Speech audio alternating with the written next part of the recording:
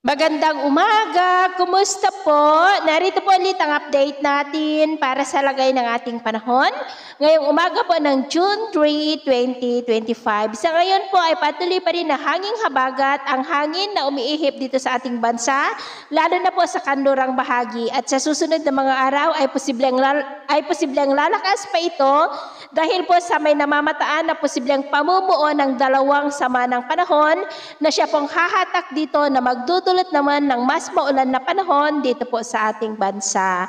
At sa ating pong long range forecast ay wala naman pong bagyo na namamataan na tatawid sa ating kalupaan, pero may namamataan na dalawang pamumuo ng sama ng panahon sa kanluran at silangan ng ating bansa na posibleng magpapalakas ng habagat at ang development ng mga yan ang ating babantayan kung matutuloy po o hindi. At sa lagay ng ating panahon, ngayong madaling araw ay may mga isolated rain sa mga coastal areas po ng Pangasinan, Zambales, Bataan, Metro Manila, Samar Provinces, Leyte, northern part ng Cebu, Negros at malaking bahagi po ng Mindanao.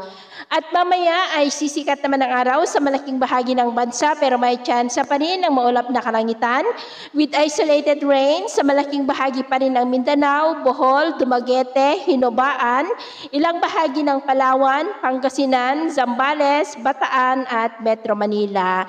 At mamayang hapon, may tsansa pa rin ng maulap na kalangitan with isolated rain sa mas malaking bahagi na ng Northern Luzon, Central Luzon, Mindoro Provinces, Marinduque, Panay Island, Negros, Bogo sa may Cebu, Danau City, Boga, Tiagna, Abuyog, Dulag, Tacloban, Borongan, Oras sa may Eastern Samar, Gamay, Palapag sa may Northern Samar, at malaking bahagi po ng Mindanao. Kaya kung lalabas tayo sa ating matahanan, ugaliin naman po natin lagi ang magdala ng kahit anong panangga natin sa init ng araw at proteksyon na rin po sa mga biglaang buhos ng ulan. At sa atin naman pong mga baybayin, dahil po sa pagiral ng hanging habagat ay tumataas na po ang mga alon sa mga baybayin ng Batanes, Calayan Islands, Dalupiri Island, Ilocos Norte Seaboard, Ilocos Sur, Bacnotan, La Union, Bolinao, Dasol sa may Pangasinan at seaboard ng Zambales.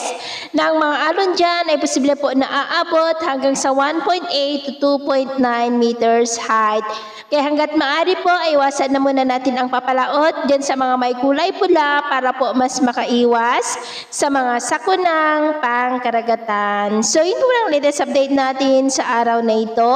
At ako po muli si James na nagsasabing sa kahit anong pagsubok po na darating sa ating buhay, huwag na huwag po tayong mawawalan ng pag-asa. Thank you and God bless!